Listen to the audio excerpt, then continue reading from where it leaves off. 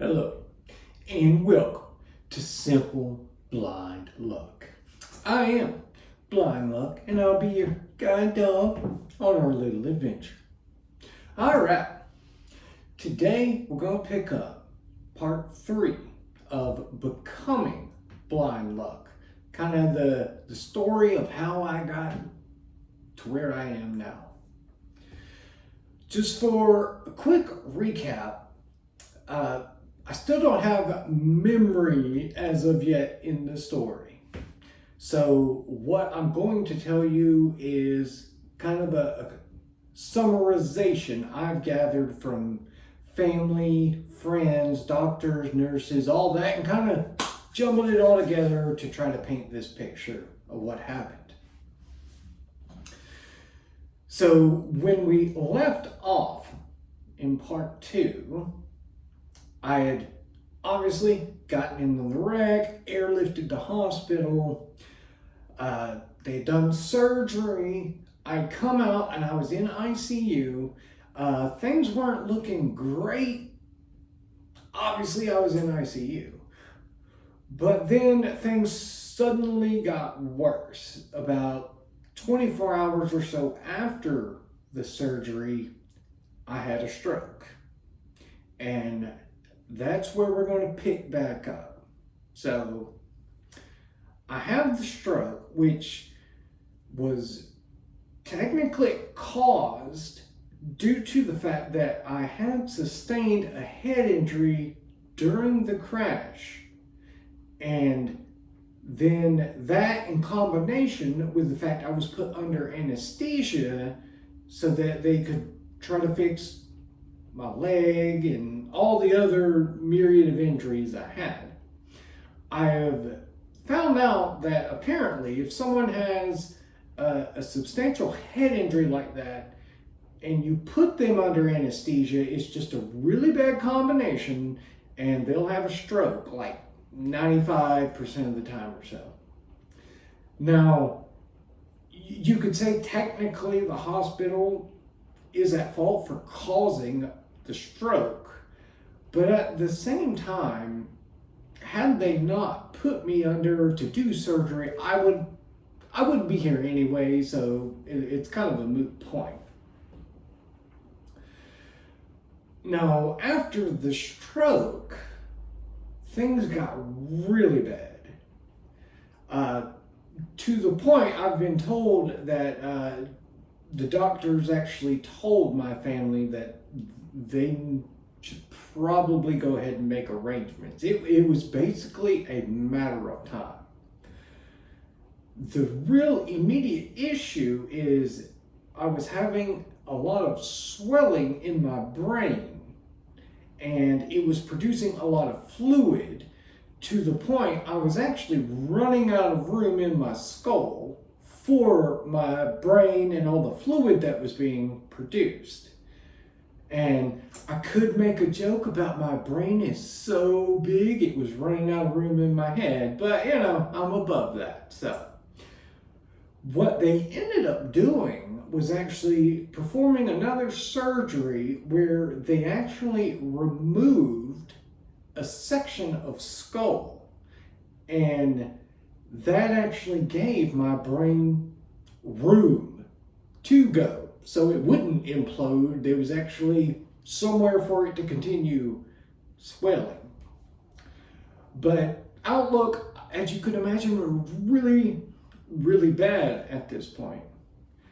Now, I also had a whole bunch of really amazing friends that found their way into the ICU. That is the ICU reserved for immediate family only, by the fact of suddenly, instead of a bunch of friends up there, I had a whole lot of brand new brothers and a lot more sisters, and from what I was told, even a couple of fiancés that I was completely unaware of.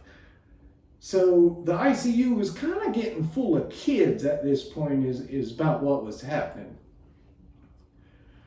Well, my mom actually goes and gets everybody and they meet down in front of the chapel that's located within the hospital. And they're all going to go in there. But before they go in, she gets everyone together and says, look, I'm not trying to be mean. I'm just going to be upfront and honest. If any of you think for 1 second that my son is not going to make it through this, furthermore, that he is not going to walk out of this hospital, then you need to leave. Not trying to be mean, but we don't need you. And I actually feel very just privileged and thankful that not one of my friends turned away. Every one of them, they all went in chapel together with her. Now, some of you may think it's kind of odd because turns out when they go in there, not a single person prayed that I would make it through the night, that I would survive. No one prayed that I would walk out of the hospital. As a matter of fact, no one prayed at all. Every single person there was having a celebration. They were giving thanks to the Lord for the fact that I would survive. They were giving thanks to the Lord for the fact I would walk out of that hospital. And I think that's a very important point to make. You have to claim it. You have to claim your miracles. You have to know deep down in your heart that your God can do anything, and that is a very trivial matter for him to do. To heal me, that's nothing. That's like a grain of sand.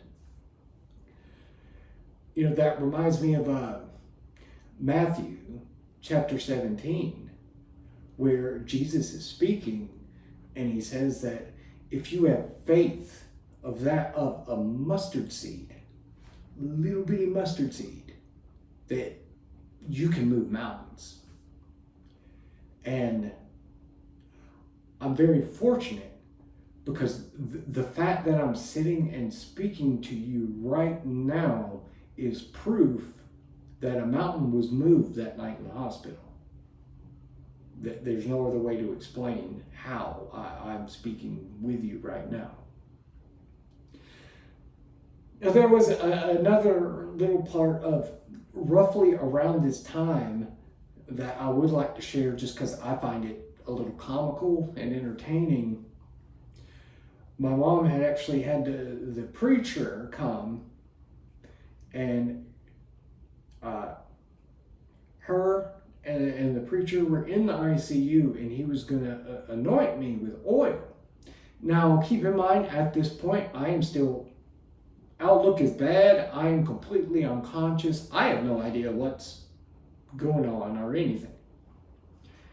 So the preacher gets the oil, and he gets the jar open, and apparently he kind of fumbles with it a little, and he ends up just spilling it all over my face, and my chest, it goes everywhere. And I could imagine he's terrified. There's this woman that's in just a frantic state. Her son is on this really bad kind of position and might not make it. And here I just spilled oil all over him. But without skipping a beat, my mom was just rub it in. Rub it all in. Like, the more, the better. And I just find that's very in character for my mom. And I find it very entertaining. Now, I was also told that at this time, I was hooked up to a brainwave monitor, and I was actually hovering just a tick or two above completely brain dead, like zero activity. I wasn't quite to that point, but I was just hovering above it. And some may say it is simply coincidental, but after the preacher spills all this oil and actually prays, that thing started ticking up. And the brain activity started jumping higher and higher. Now, you may think that's coincidental. Hey, that's up to you. I know what it is, and I'm not here to force my thoughts or views on it. I'm simply sharing what happened. Now, a lot happened around this time that was, really hard and heavy, and I'm not going to cover everything. I'm just trying to give a brief overview of some of it. The next video, I do start recovering a little at this point, getting a little better. Outlook is still not good from the doctors. But we're going to pause here for now. But I will leave you with an on the bright side. And for today is, I'm blind. But on the bright side, I don't have to worry about my girlfriend asking me how her hair looks. Because she knows by the time I use my hands to see it, I'm just going to mess it up anyway. And with that, I'll hear you later.